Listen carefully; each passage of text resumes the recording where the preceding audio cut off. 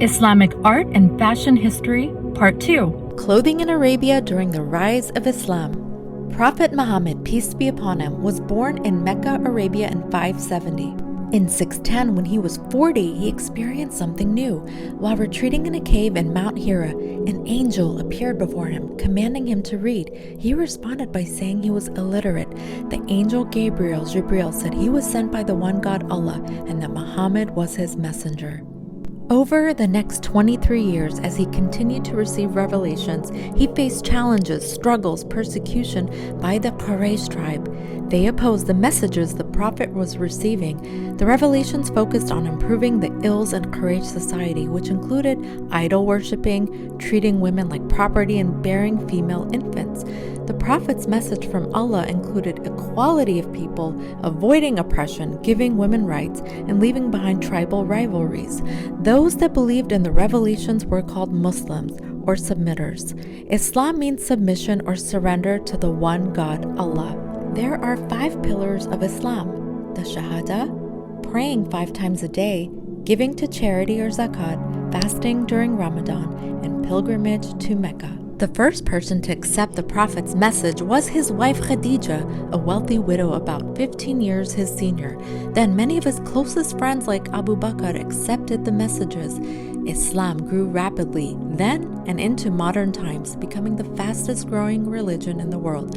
Prophet Muhammad, peace be upon him, passed away in 632 after falling ill.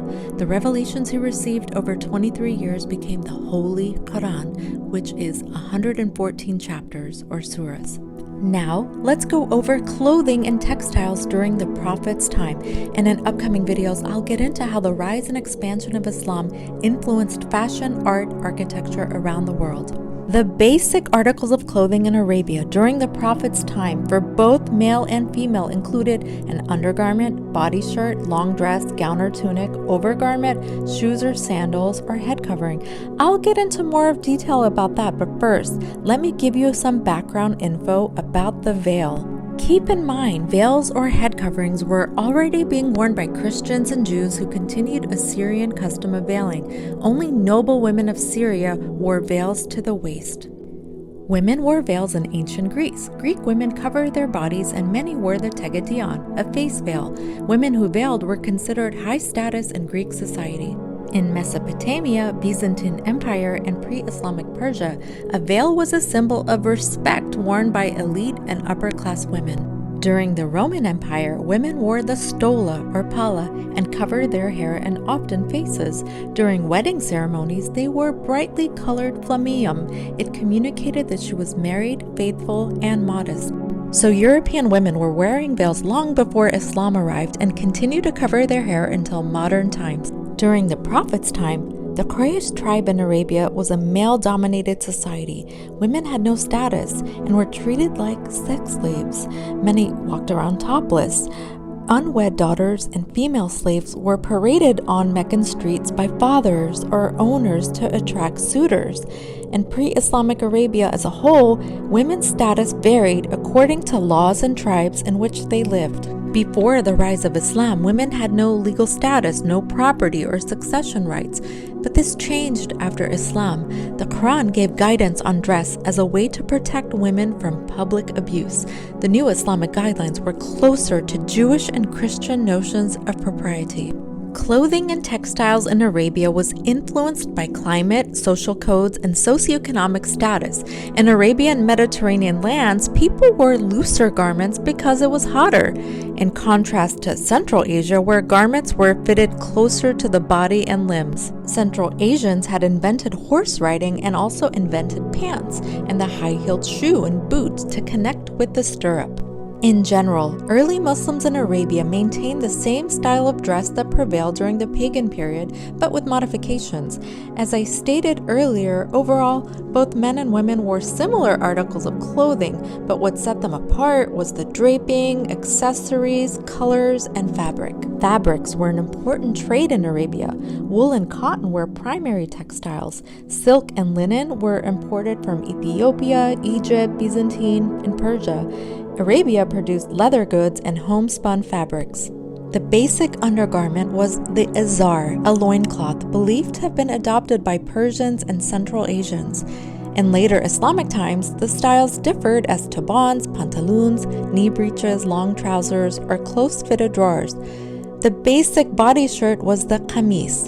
The qamis was worn by both sexes. It was mid-length or full-length, long or short-sleeved. A robe or tunic was worn over the qamis, such as the thawb or the jubba, which was imported from Syria. Over the robe or tunic was a hulla, which was a long flowing coat. The Prophet wore one.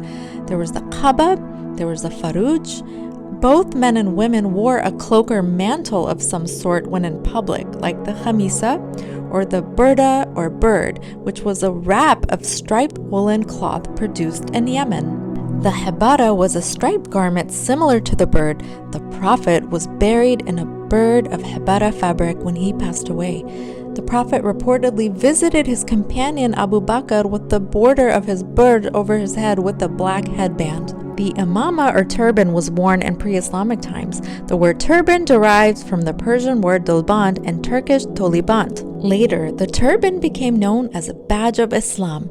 Exchange or gift of a turban symbolized transfer from one authority to another. Men's beards were long and mustaches short. Women in early Islamic times covered their heads and faces and wore a jilbab. The three face veils were qina, litham, and burqu. Others were niqab and nasif. A woman without a veil was seen as a warrior with no armor.